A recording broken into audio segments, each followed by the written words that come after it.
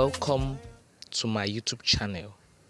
Please, in case you are new, click on the subscribe button and the notification bell so that you can get notified whenever I drop a new video. So, this video is the continuation of the first video on how I scored 320 in my JAMB. Now, for your information, this video is specifically for those writing JAMB in 2024. And if you have not watched the first video, I will advise that you please check it out. Watch it. That video is very important for you to have the start. So that was the section 1, and we'll be doing this section 2 today. So please, I want you to listen carefully, get your notes and take down important things. Okay, in the first video I recommended some textbooks. I recommended 2 textbooks, and in this video I'll be recommending the second 2. The first video was majorly on preparation. I was talking about how to prepare for JAMB, how to start your preparation. In this video, we'll be talking about study techniques. So I'll be telling you on how to do your studies, how to start, how to prepare, and everything about study techniques. So please sit down and let's dive straight into this. Okay, now on this first list of the study techniques, the first thing I will talk about is active learning. What is active learning? Active learning means, or can simply be defined as, a type of learning in which all your senses, all your attention and all your focus is on at a particular point in time. Now, come to think of it, I've asked myself sometimes that why is it that many of us spend hours on social media, Facebook, WhatsApp, TikTok, but whenever we open our book to read, we always feel sleepy, tired, and weak? Have you thought of that before? Now, let me explain it to you. It is because when you are on the social media, you are performing an activity. Okay, although reading is also an activity, but let me explain it now. You are mainly involving many of your sense organs, and your attention is mainly there at that time. Okay, so you're using your phone or your device, your laptop or whatever device you're using to connect to the internet. Using it, your mind is there. You are either chatting with someone, watching a video, replying a text, liking people's posts, and the rest. So that is an activity.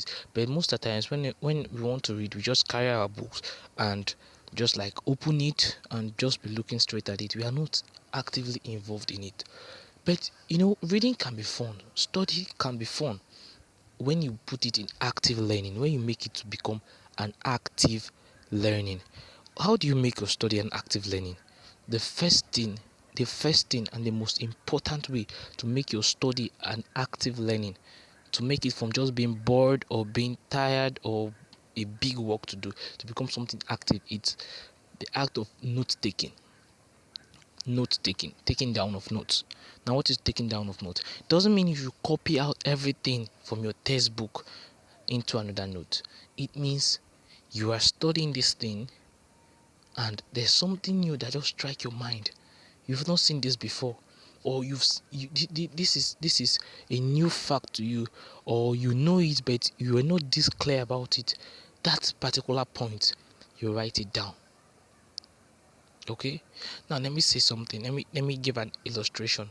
For example, you might see a text about a house, and that house, they are talking, the house have a roof, the house has is painted white, it has windows, it have electricity and everything about the house. But the major thing that we need from the house is the owner of the house. Now, how you take note down is, you first of all know the owner of the house. If the name of the owner of the house is Mr. John, the major note you have to take down is, this house belongs to Mr. John. Then all the other supporting ideas can follow later. I don't know if you understand what I'm saying. So that is how to take notes. Take down notes. Don't just read and pass like that. Get a little note that you can write down. Like, I'm talking about myself, so I need to give practical illustrations and examples. When I was preparing for my exam, I had notes. I had a separate note for physics, a separate note for chemistry, a separate note for mathematics, and also a separate note for English language, which is also known as use of English in the JAMB. So what do I do with these separate notes? When I have chemistry on my timetable, I go with my chemistry textbooks. I sit down with only my chemistry textbook, my calculator, my pen, and my pencil. Then with my notebook. What I do is that I read out this thing, I read it out, read the topic that I'm going through, and whatever I learn new, I write it down in my own way. I write it down in that my note. So whenever I'm going through that note and I read that one sentence or two sentences that I have written down there, it reminds me of everything that I've read. That is part of the active learning, which is taking notes. Is that understood? Another aspect of active learning is marking. Like I said, I go with my pencil. So whenever I'm studying and I see something amazing in the textbook, I can just like put some asterisks. That should be in your textbook, not if you borrow someone's textbook, or don't write on someone else's textbook. So I'll mark my own textbook for identification, for identifying the major points. Okay, some of you that like colors, you might get this little color pencil and use a mark. It will make you to, like, when you are flipping it, your books, so you see these major things. Okay, yes, that's it. Help you. That is a part of active learning. You are involving your senses. Okay, not only your eyes, not only your mind, you're also involving your hand. Okay, active learning. You are learning actively, and that is sometimes it's good to repetition. Okay, repetition. You can see a word, this is defined as this, you can say it out to yourself, say it out like 2 to 3 times, so that you are making your both your soul and your body to be actively involved in your study. Okay, that is what is called active learning, and it helps a lot. It helps a lot. It makes you that is what brings about understanding. You get to understand the concept. Active learning is very, very, very important. Okay, I've said one. The next thing I will try to say is practice with past questions. It is very, very, very important. I repeat, very, very, very important for you to practice with past questions. Now, some people are of the opinion, okay, do I usually pass questions to study? Because some people say they use past question and they pass their JAMB examination. Do I usually pass questions? Can past questions just help me? The advice I will give you is no, don't use only past questions. Use it this way. First of all, make sure you cover a large volume of your books. Cover a large volume of your studies. And at this juncture, I would like to say, don't just study and miss. Get JAMB syllabus. Okay, get JAMB syllabus. Study based on JAMB syllabus. Don't go outside the syllabus of JAMB, because they will not set question outside the syllabus. Get JAMB syllabus. Study it topic by topic. Then after you have covered a large like part of it, you will now use your past question. What you do is you get the past question, you study what they are saying. Okay, you look at the question, and you try to guess or try to think or try to identify the topic where that question will be coming from. Try answering it yourself, then go and check it up in the textbook. Okay, check it up in the textbook and see how they put it, the answer. Okay, check it out. If you don't find the answer in the textbook, or you can't really get the answer, I will advise you to go on Google and check it. Search the answer online. Okay, and one more thing I would like to say, please don't really fully rely on the answers at the past questions. Many of those people doing the past question, I respect them, I love them, they are doing a nice work, but most of them have the aim of making money at the back of their mind, so they don't really take out their time to provide the accurate answer. And if you work based on it, I'm sorry, you might be disappointed. So it's good to take the pain, take the time to search for the answer yourself in the textbook or search it online. Okay, and in the process of you searching for the answer in the textbook, you will definitely find something new. I'm telling you out of experience, because there are sometimes I go to my textbook to look for something in particular, but at the end of the day I end up finding another thing extra. So it's a double advantage. Okay, that is one more point I want you to take note of. When you are studying with your past question, I will recommend this past question prep 50. It's a series of past questions. They arrange it topic by topic, and I think the latest version they are beginning to arrange it. Okay, they are arranging it based on the syllabus. Okay, so they are doing a very nice work, very nice work. If you can lay your hands on prep 50, when you finish studying a topic, then you check how do they ask questions on this topic, how do they set questions on it, you check it. And another thing about JAM is that JAM repeats questions. JAM repeats questions. Come to think of it, do you know that the JAM of 2023, it is not everybody that wrote the same question in physics. It is not everybody that answered the same question in mathematics. It's not everybody that answered the same question in chemistry. It's not everybody that answered the same question in English. What do? They set a whole lot of questions, and the questions are shuffled. Okay, they are shuffled for different people, and they are giving them to write. Then the next year they will just set a whole lot of those questions again. They can't just keep setting. When JAM has been in existence, so there is no way you say they are keep on setting new questions. Most of the time they repeat past questions. So it's good for you to be very conversant with your past question.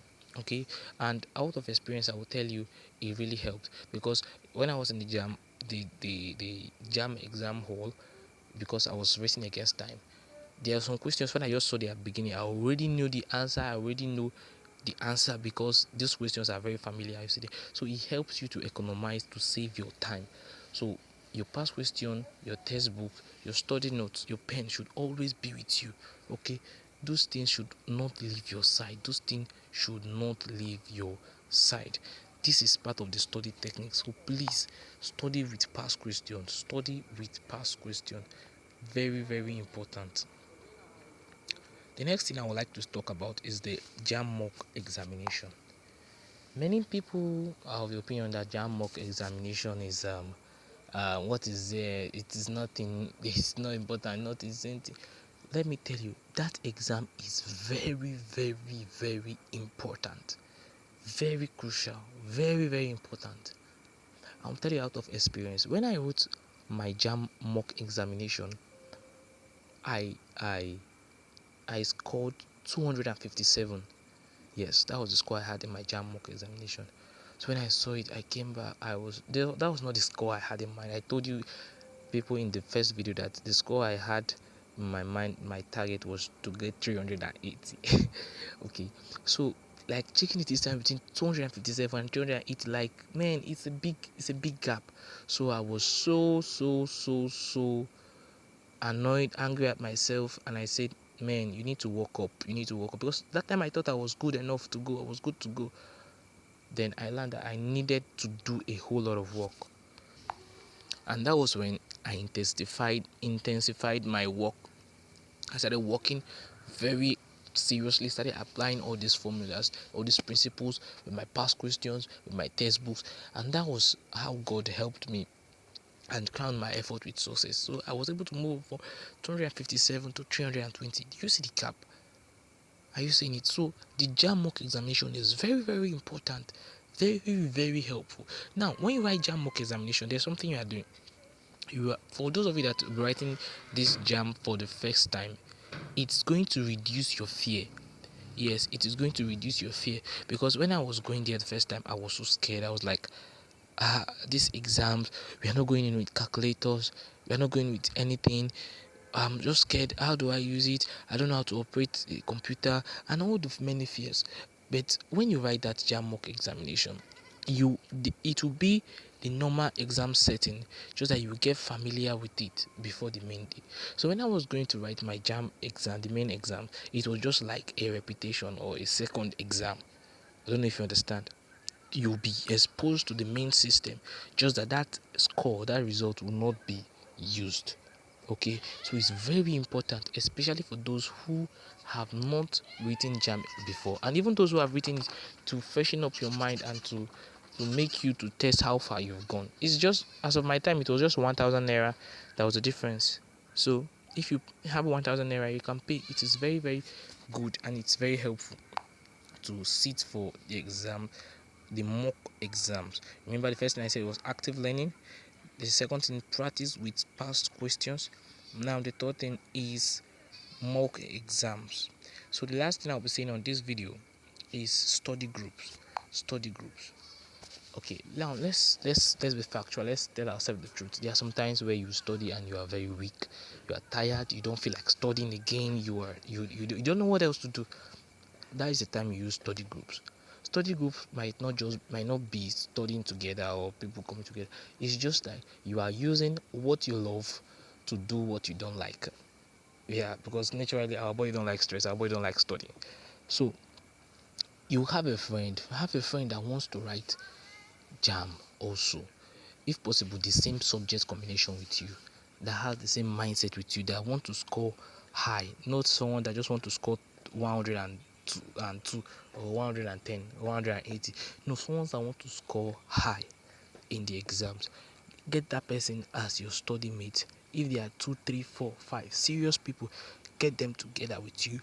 Then you guys can start asking yourself questions. Okay, this topic I saw you studying this topic the other day. Okay, what do you have to say about this topic? The person said what he has to say about the topic. If you have any little input, you input it. You guys just brainstorm together, okay? So that is, you are like, let me say one thing, you are really helping yourself. When I was writing my JAMB, sorry I say too much because it's out of experience. Okay, I know what I'm telling you about. The day before I wrote my JAMB, the JAMB center where I wrote the exam, I met a new friend. The guy was just too good. The guy was good at chemistry. So I I met with him. He wrote exam a day before me. Okay, but before he wrote the exam, we were just sitting down together, and this guy would just ask me and ask me. I will ask him. He will ask me. Like, we're just asking ourselves questions and answering. The day before my JAMB exam, I was so tense, I was so tired. I've been studying since morning, so I just lay down. I just lie down outside, and he was with the test. Like, the guy was so helpful to me. He was with the textbook with the past question also. So he will ask me a question. I will try to answer based on my knowledge, and after answering, he will tell me if the answer was right or wrong. If it was wrong, he will try to explain it to me. So, and most of the time, I discovered that most of the questions he asked me came outside. So you see, I was not wasting time at all. I was not wasting time at all. You need to say, because time is ticking, and the time that is spent cannot be regained. And one thing else I would like to say is that, look, you are writing this exam just once if you do it very well. Okay, this exam you're writing it just once if you do it very well. But if you don't do it very well, if you just take everything for granted, you might come and write again. But I'm not praying for anyone watching this video to come to write the exam again. I just pray you write it once and for all. So I said the last thing I'll be talking about this video was this study group, but I'll give a bonus tip. Now, the bonus tip is get a motivation, or someone that is going to motivate you, someone that will motivate you. When I looked around me when I was preparing for my exam, I didn't actually see someone live to motivate me that, oh yeah, I scored this score, I scored this. But I found someone. Online. I've been trying since to connect with her. I have not been able to connect with her. And I don't know if she's able to come across this video. I don't know, but her name is Victory Yinka Banjo. Yeah, she was a very great motivation to me. She scored 335, if I'm not mistaken, in her JAMB. And when I saw it, I was like, wow, if a girl if a girl of my age can score this kind of score, like me too, I want to score this, I want to get this also. So that was a very great motivation to me. You can even search her up. She's on YouTube also. There are some of her videos I had in my phone. Like, I will listen to it. She even did a series for people preparing to write WAEC. When I was preparing to write WAEC, I also watched it. So I would listen to her, like I listened to her success story. It was so amazing. I would like to be like this. So you can get a role model, a motivation that when you are tired, when you can't push through again, you just look up to this person and the person just motivates you and everything, the life in you just brings all back. Please guys, I want you to do this with all your strength and everything you have so that you don't come to write this exam again. Just imagine the way the condition of the country is and you coming to write the exam again, all the stress and all the rigor and all the process. So please, I would like you to just do it once and for all. And this is the second series. I told you I'll be releasing subsequent ones, so please watch out for more. Thank you so much for watching to this point. God bless you, and please subscribe to this channel, share the video. If you know anyone that's preparing to write JAMB, just share this video to the person to watch it. I will still be releasing other videos on this same